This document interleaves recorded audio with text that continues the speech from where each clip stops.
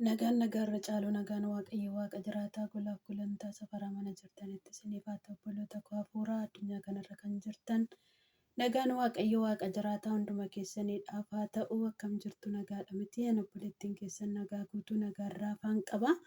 Waaqayyoodhaaf galanni haa ta'u. Inni nagaa koof nagaa keessan baay'isee maqaan isaa bara baranaa eebbifamu. Inni nu eege, inni nu tiksee, inni nu baatee guyyaa kana yeroo kana nuuf laate waaqayyo galata ulfina guddaa haa fudhatu.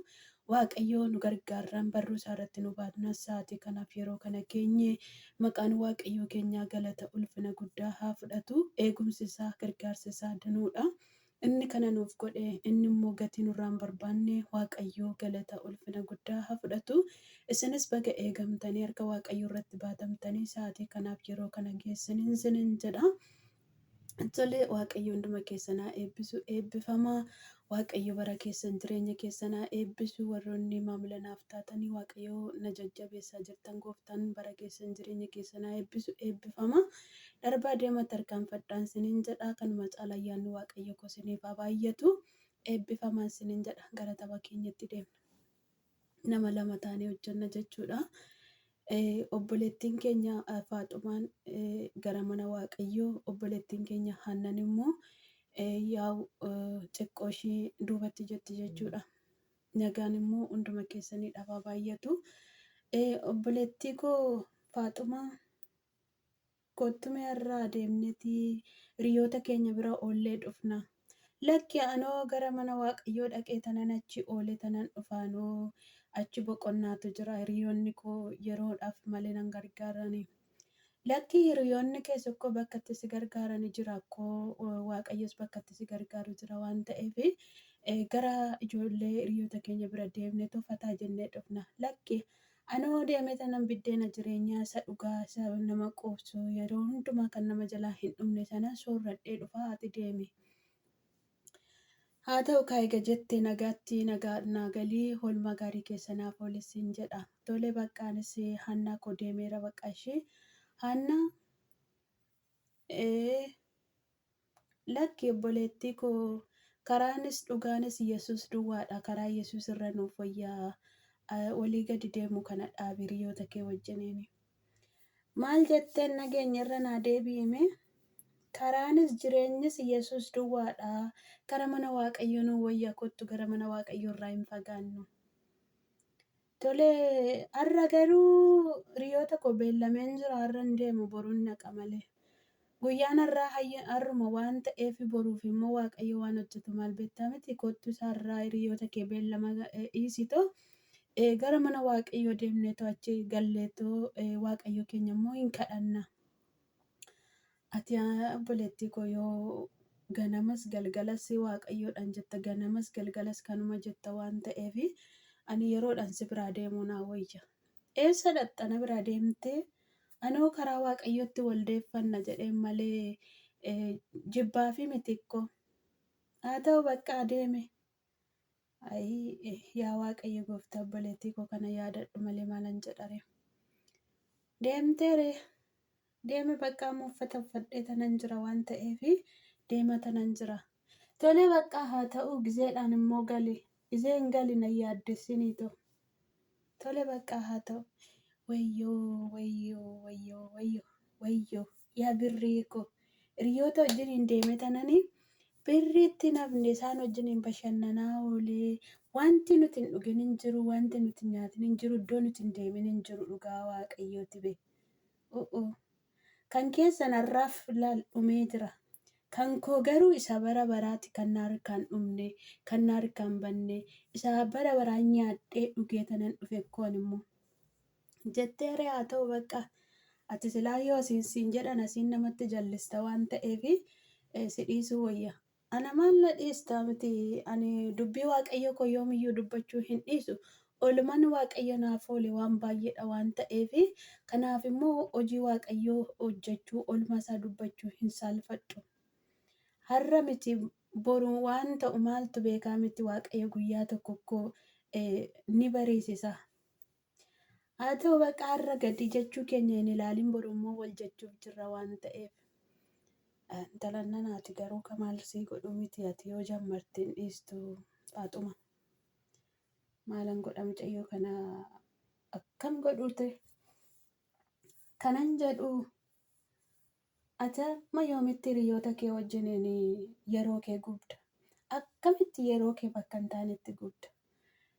Maalan godha ree ani hoo hiriyoonni kiyya na beellamanii kottu naan jedhu iddoo kana oolla jedhu as deemna jedhu isaan wajjumaan deemuttan bakka yeroo kiyya bakka hin taanetti annoo jedha waan ta'eef lakki dhugaa onlaayinii kanarratti koo sagalee waaqayyoo hin dubbatamaa. Sagalee waaqayyoo dhaggeeffadhu, dubbii sagalee waaqayyoo soorradhu. Karaa waasaappii, karaa imoo, karaa yuutuubii sagaleen waaqayyoo kun darba yoo ati dhaggeeffatte malee.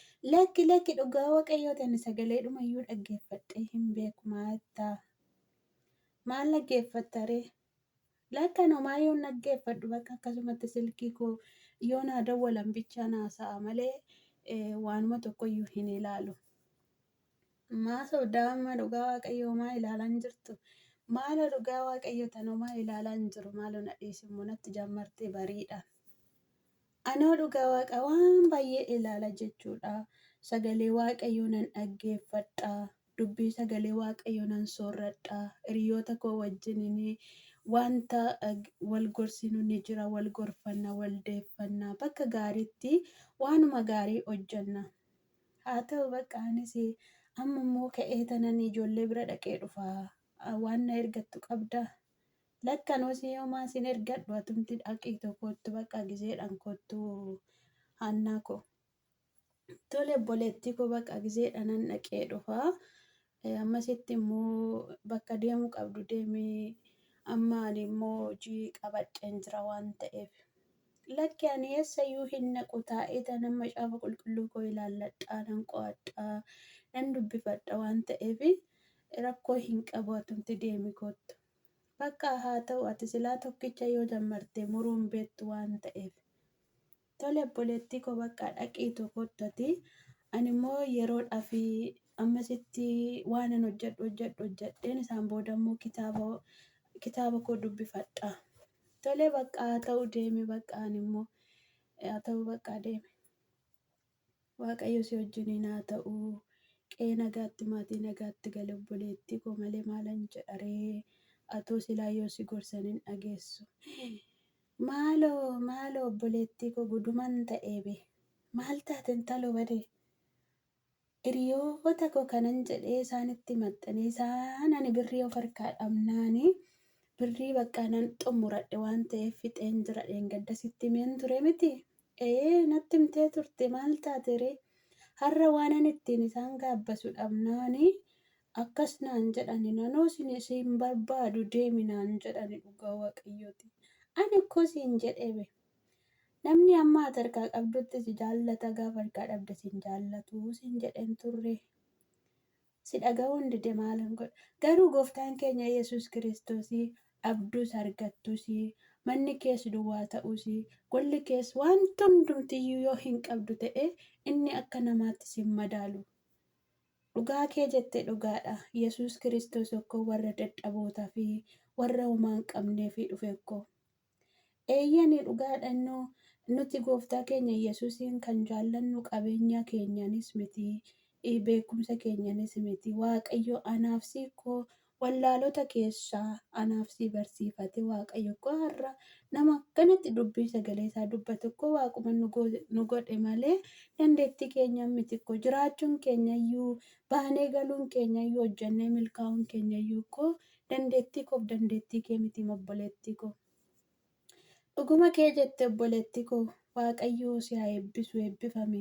Ijoolleen gola hambaa keessa jiran addunyaa kanarra kan jiran hundumti isaaniitu hojii waaqayyoo kan hojjetan sagalee waaqayyoo kan lallaban baay'ee isaaniitu jira. Waaqayyoo humna isaaniif haa kennu malee.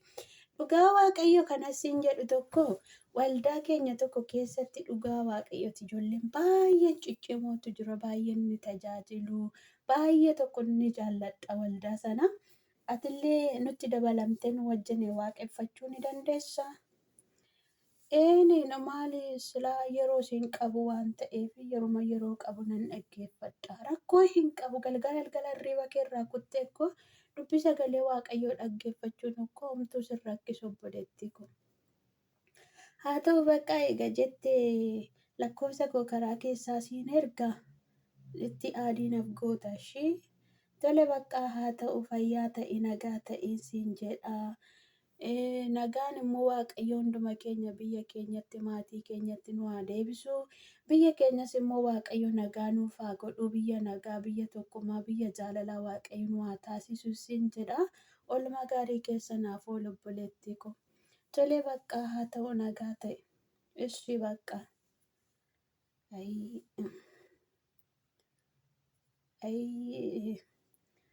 Amma yoomittanii ani Waaqayyo irraa fagaadhee jiraachuu danda'a? Amma yoomitti dudduuba deddeebi'e? Amma yoomitti? Lakki har'aa kaasee fuula Waaqayyo koo barbaaddachuu naa wayya. Maaltu na dhibe? Namatti hin himta, hin gorsita yoo dide maal gochuun danda'amaa miti? Waaqayyo immoo hubannaaf ogummaa isaa hunduma keenyaaf haa kennu. Nagaa naa ta'e haadhotiyyaan siin jedha. Baay'een siin jaalladha. Hunduma keessan iyyuu biyya keessa biyya hambaa keessa kan jirtani hiriyoota koo addunyaa kanarra jirtan hundumti keessan iyyuu gooftaan koo isin haa eebbisu. Eebbifamaa isiniin jedha. Turtii gaarii isiniif haa ta'u.